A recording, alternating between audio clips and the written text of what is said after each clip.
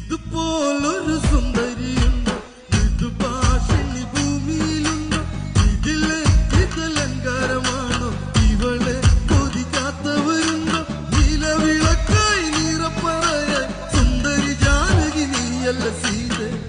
കല്യാണം കല്യാണം അന്തപുരത്തിലെന്നാഹ്ലാദം, ഇതിലെ പുരി കാണാൻ കൊതിച്ചൊരു സീത കല്യാണം.